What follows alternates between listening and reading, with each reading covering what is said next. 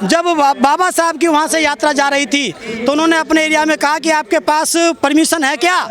उन्होंने कहा नहीं है, तो उसको वापस कर दिया।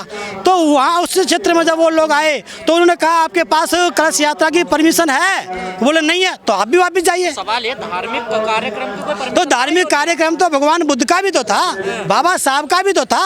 उसको जब उन लोगों ने रोका तो उसके लिए उन्होंने अपने अधिकार का प्रयोग किया।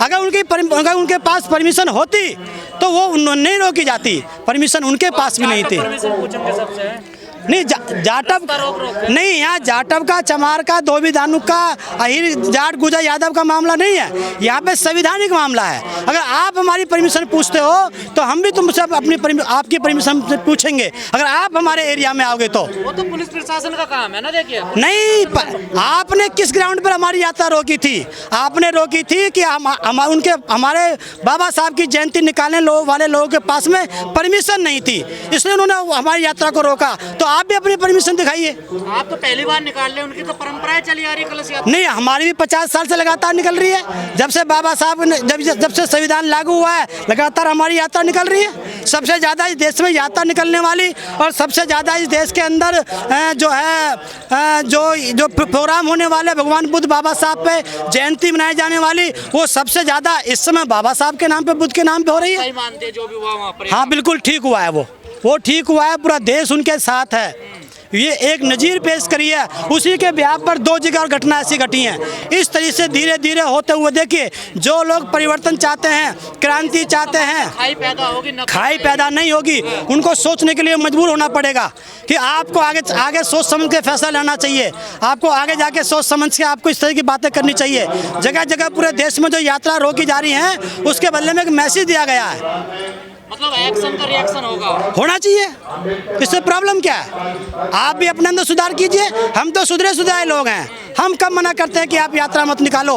पूरे देश में मैं जाता हूँ, पूरे यूपी में घूमता हूँ, देश में घूमता हूँ। आप किसी गांव में जाके ठहर जाओ, वहाँ पे आपको भागवत कथा चलती हुई मिलेगी, वहाँ पे आपको और कथाएं चलती हुई मिलेगी। पूरी रात वहाँ पर आवाज़ आपको आएगी, हर जगह पूरे यूपी के अंदर तो वो चलती हैं। हमारी बहुत कथा चलती हैं, उस पर आप रोक लगाते हो। लेकिन अब तो एक नई बात सामने आने लगी है, खासकर जो मिश्रा ब्राह्मण लोग हैं वो कह रहे हैं कि बाबा साहब ने संविधान लिखा ही नहीं है, उन्हें निर्माता कहना गलत होगा संविधान का। देखिए, अरे भैया, अपने सबसे बड़े ब्राह्मण आका जवाहरलाल नेहरू जी से बात कीजिए ना।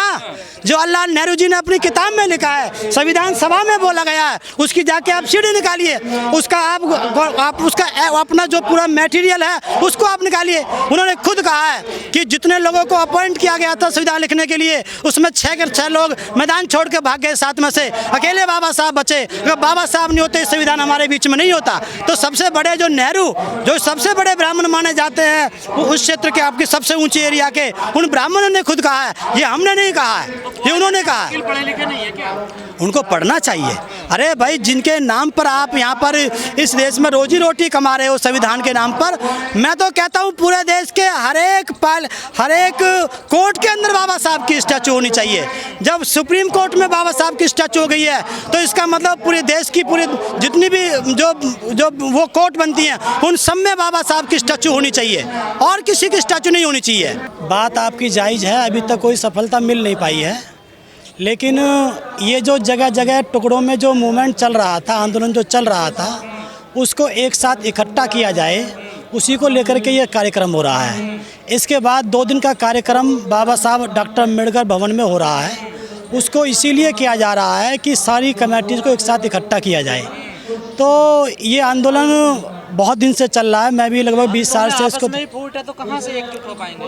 तो इसीलिए इसमें बुद्ध बनते और उपासक दोनों को एक साथ जोड़ा जाएगा, क्योंकि आपस में जो ये डिस्ट्रीब्यूशन चल रहा है उसको सबको सॉर्ट आउट करने के लिए। और दूसरी बात यह है कि जो मेन बात जो समझने वाली है, BT एक्ट की जो मेन बात समझने वाली है, ये 1949 में बना है।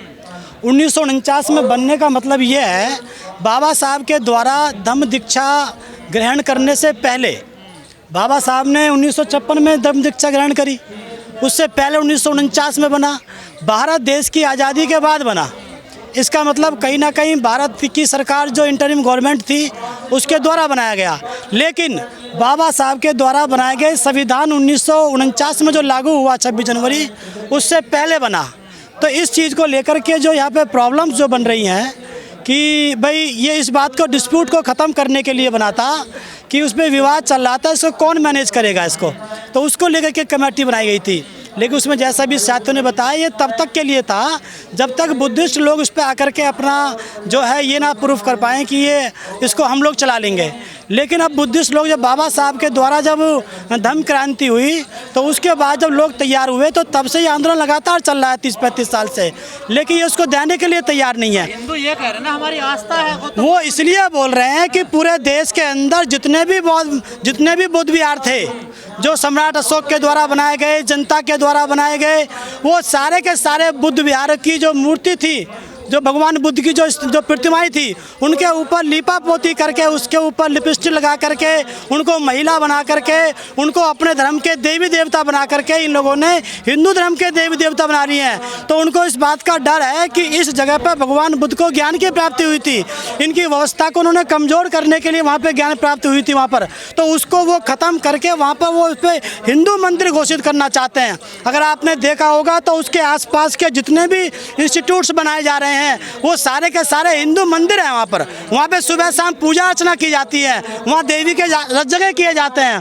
तो कहीं ना कहीं वो उस बौद्ध विहार को हिंदू धर्म का मंदिर घोषित करने के चक्कर में बाहर से माहौल बनाते हुए ला रहे हैं, धीरे धीरे अंदर जा रहे हैं। अभी एक कमरे में जाकर के बताया जा रहा है कि वहाँ पे 5 पांडव हैं। अरे तुम कभी बात करते हो, यहाँ की स्थित क्षेत्र के रहने वाले थे, कभी जाके बोलते हैं 5 पांडव को, वहाँ जाके तुम लोग बताते हो। तो इसलिए ये इस बुद्ध विहार को कब्जा करने का इनका कार्यक्रम है और इसका जो रास्ता है कब्जा हो चुका है। और उसके अंदर इन्होंने जो वहाँ पर जिसको तोड़ कर इन्होंने शिवलिंग के रूप में इसको घोषित कर दिया है। इसकी सबसे बड़ी हमारे सफल ना होने की जो वजह है, इसलिए मुझे साहब कांशीराम याद आते हैं। उन्होंने ये कहा कि ऐसा कोई भी एजिटेशन उसका कोई औचित्य नहीं बनता जब तक वो सत्ताधारी की कुर्सी को ना हिलाता हो। इस एजिटेशन को हम तभी सफल कर सकते हैं जब हम वहाँ की नीतीश कुमार की सरकार को गिराने के हम वहाँ में दम भर सके। हम कहें कि हमें ना बीजेपी की सरकार चाहिए और ना हमें नीतीश कुमार की सरकार चाहिए, हमें उस पार्टी की सरकार चाहिए जो इस विचारधारा को फॉलो करती हो, लागू करती हो। और जब तक उसकी सरकार, जब तक उसकी कुर्सी उसको जाती हुई दिखाई नहीं देगी तब तक वो बीटी एक्ट को कैंसिल नहीं करेंगे। बहुत भिक्षु या बौद्धिस्ट लोग दबाव नहीं बना पा रहे सरकार पर। अब दबाव कैसे बन पाएगा?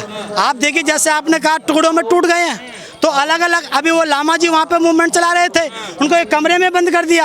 अभी मैं वहाँ उनको देखने के लिए गया, उसके बाद में पता चला कि कोई नदी के उस पार जहाँ पे वो कौन सी नदी, निरंजना नदी कौन सी नदी है, उसके बाहर जहाँ से वो अब जो लड़की जो खीर खिलाने के लिए आई थी सुजाता, उसके गाँव में जा कर के तुम वहाँ पर इकट्ठा कर रहे हो 10-20 लोगों को, और उसके बाद जा कर के पता चला कि उसको उठा दिया वहाँ से। तो कहीं ना कहीं वो सरकार से दबाव नहीं बना पा रहे हैं सरकार के ऊपर। तो ये जगह जगह जो मूवमेंट जो टूट गया है उसको जोड़ने का यहाँ पे ये कार्यक्रम यहाँ पर आयोजित किया गया। आगे बढ़कर देखिए आएगी कांग्रेस, देखते हैं उसका क्या रिजल्ट निकलता है। लेकिन क्या कांग्रेस भगवान बुद्ध को मानती है? नहीं मानती। क्या कांग्रेस क्या ये चाहेगी कि इस देश में बौद्धों का शासन आए?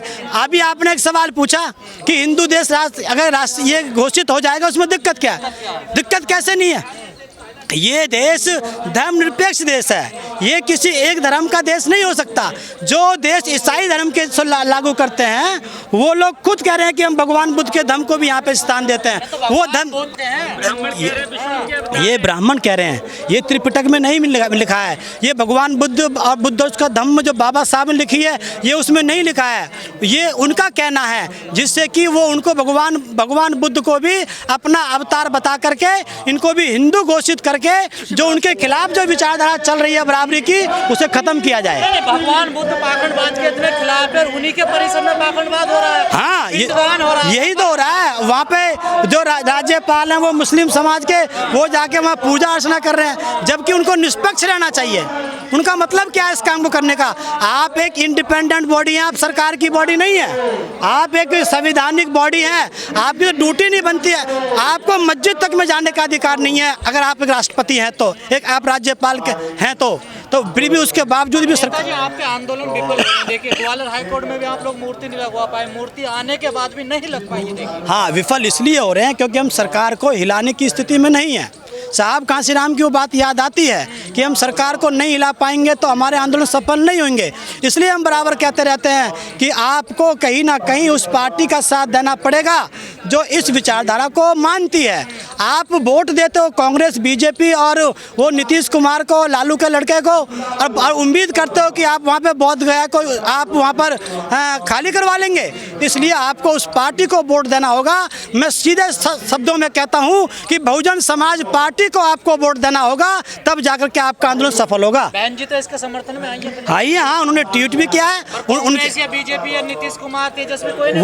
वो अपना वोट का लाभ देखते हैं। वो पहले एक हफ्ते तक जोड़ घटा गुना भाग करते हैं। इसके साथ खड़े होने से क्या लाभ है, क्या हानि है, क्योंकि विचारधारा को फॉलो नहीं करते। वो तो अभी राजनीति को देखना चाहते हैं। वोट कितना जा रहा है, कितना आ रहा है, ये सब चीज़ चेक करने के बाद वो निर्णय लेते हैं। लेकिन बहन कुमारी मायावती खुद भगवान बुद्ध को मानने वाली हैं। उन्होंने कई हजार एकड़ में बुद्ध विहार बनाया, शांति स्तूप बनाया है। लखनऊ के अंदर जहाँ पे 1-1 इंच की कीमत है, वहाँ पर उन्होंने बुद्ध विहार बनाया, उन्होंने स्मारक बनाए। एटा में तो आप लोगों ने एक नजीर पेश किया, उदाहरण पेश कर दिया। हाँ, ये मैं धन्यवाद देता हूँ और गर्व करना चाहिए हमें उन लोगों के ऊपर जिन्होंने एक नज़ीर पेश करी, क्योंकि दबाते दबाते कब तक इंसान दबेगा।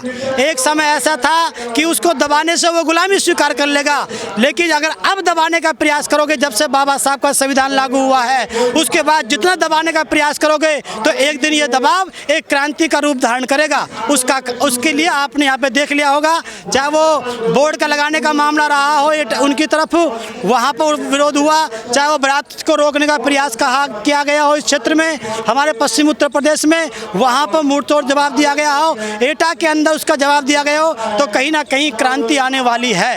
एटा में ठाकुर कह रहे जबरदस्ती बोर्ड लगा रहे हैं, देखिए भाई, आप भी तो कहते हैं द ग्रेट राजपूताना, आप भी तो कहते हैं क्षत्रिय समाज के एरिया में यहाँ पे आना, थोड़ा सोच समझ के आओ। तो अगर इस तरह का माहौल आप पैदा कर रहे हो